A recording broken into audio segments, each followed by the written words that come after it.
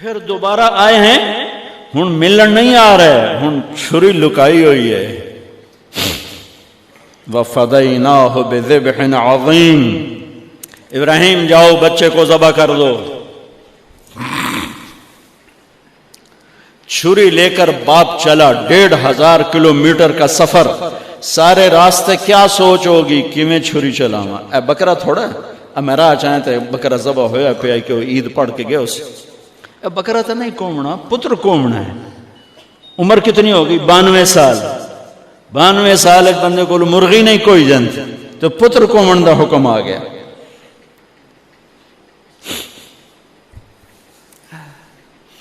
بڑے شیطان کے یوں منہ کرو ادھر لیفٹ، ادھر سے منہ کرو تو رائٹ. 2 پہاڑ آپس میں ملتے تھے، اس میں ایک اونٹ بن جاتی تھی. وہاں باپ بیٹا کھڑے ہوئے، 92-95 سال کی عمر ہے اور آگے معصوم پھول ہے. بچہ تب پرایا بھی ہوئے تو پیارا لگتا ہے. اپنا جگر. انی ارا فی المنام انی اذبحک فانظر ماذا ترى. بیٹا تیرے ذبح کا حکم آ چکا ہے، کیا کہتے ہیں؟ تو آگے بیٹا کہتا تسی خواب ویکھیا، میرا کی قصور کہ میں نے خواب دیکھا تجھے ذبح کرتا ہوں. تو آگے اسماعیل کہتے ابا میرا کیا قصور ہے، خواب تو آپ نے دیکھا ہے، میں تو آپ کی اکیلی اولاد ہوں، مجھے کیوں ذبح کرتے؟ جواب سنو، یا ابا تفعل، میں قربان جاؤں قرآن کی اس تعبیر پر. اسماعیل علیہ السلام کے جذبات کو 2 لفظ، یا ابا تفعل، یا ابت افعل.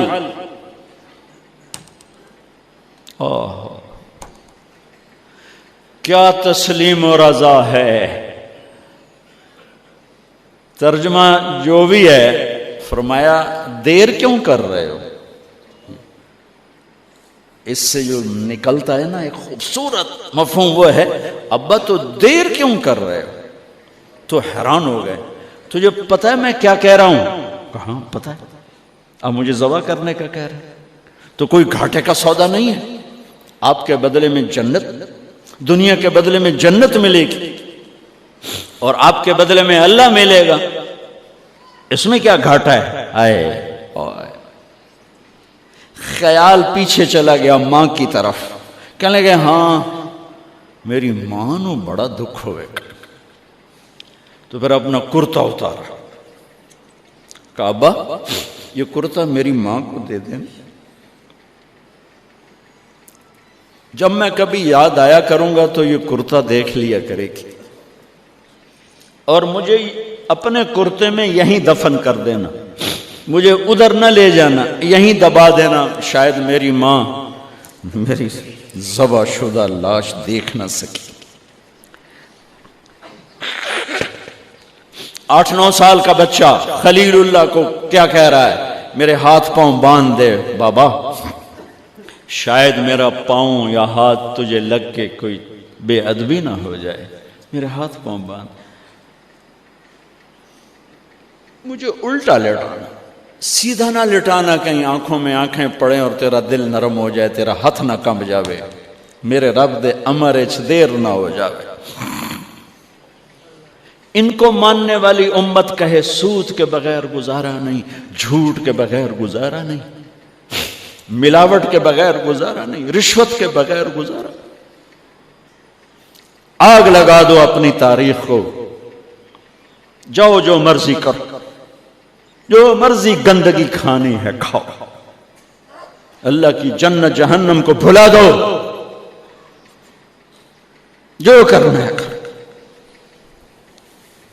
لیکن تمہارے بھلانے سے حقائق نہیں مٹ سکتے.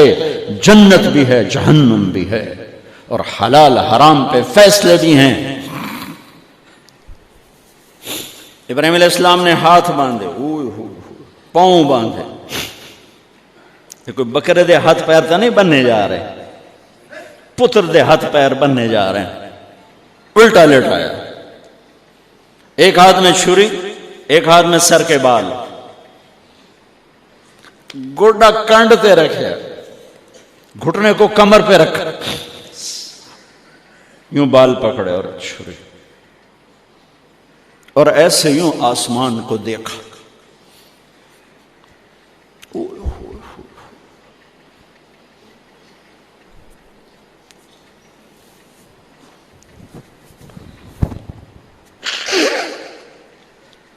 فرمایا یا اللہ تو مجھ سے ناراض ہو گیا؟ یا اللہ تو مجھ سے ناراض ہو گیا کہ اسماعیل کی محبت میرے دل میں تجھ سے زیادہ ہو گئی؟ نہیں نہیں، کبھی نہیں. یا کوئی میرا امتحان ہے؟ یا اللہ میرے دل میں تو ہی تو ہے، لاکھوں اسماعیل تجھ پہ قربان. آسمان کے فرشتے 2 دفعہ روئے ہیں جب سے پیدا ہوئے ہیں. ایک یہ جو واقعہ سنا رہا ہوں، جب ابراہیم کی فریاد 7 آسمانوں میں گونجی تو نہ رونے والے فرشتوں کے بھی چیخیں نکل.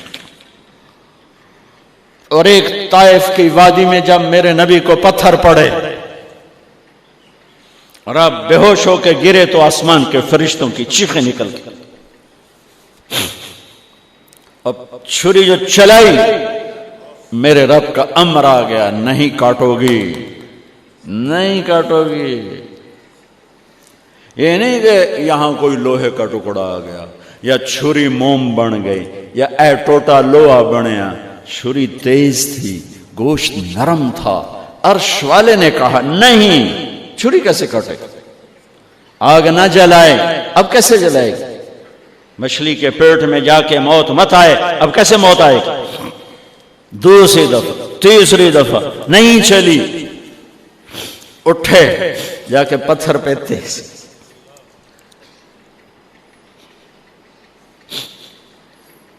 یہ علماء نے لکھا ہے کہ جانور کے سامنے چھری تیز نہ کرو تاکہ جانور کو تکلیف نہ ہو. قربانی کے مسائل میں آتا ہے، قربانی کے مسائل میں، کہ جانور کے سامنے چھری تیز نہ کرو کہ جانور کو تکلیف نہ ہو. پتر دے سامنے چھری تیز ہو رہی، میں چلتی کیوں نہیں؟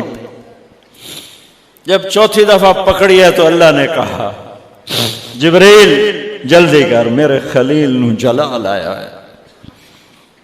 امتحان پاس ہو گیا. وَنَادَيْنَاهُ أَنْ يَا إِبْرَاهِيمُ قَدْ صَدَّقْتَ الرُّؤْيَا إِنَّا كَذَلِكَ نَجْزِي الْمُحْسِنِينَ وَفَدَيْنَاهُ بِذِبْحٍ عَظِيمٍ. پٹی باندھی تھی آنکھوں پر، چھری جو چلائی چل گئی. آنکھوں سے پٹی اتاری تو سامنے چھترا اور آگے اسماعیل اور ساتھ جبرائیل، دونوں مسکرا رہے اور چھترا سامنے پڑا.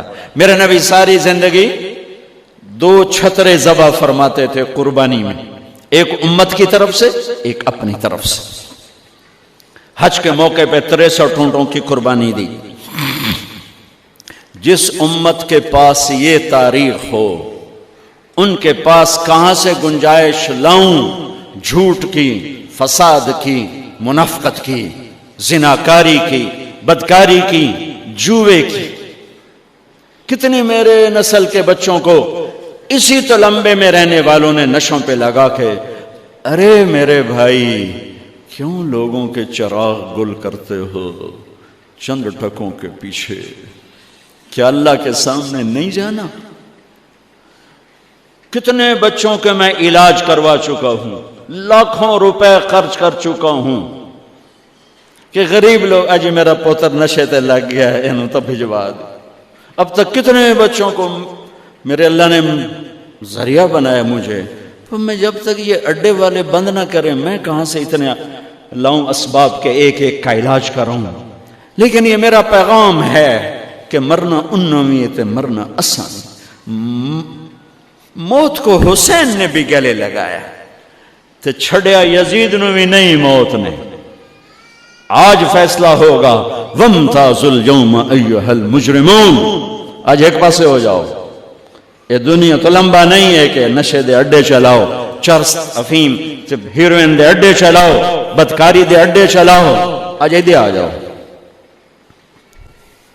ہاں میں یہ کہا کرتا ہوں، چھری چلی اسماعیل پر، اللہ نے نکال لیا۔ پھر 2000 سال کے بعد میرے نبی کے باپ کی باری لگ گئی، وہ لمبا قصہ ہے، ٹائم ختم ہے۔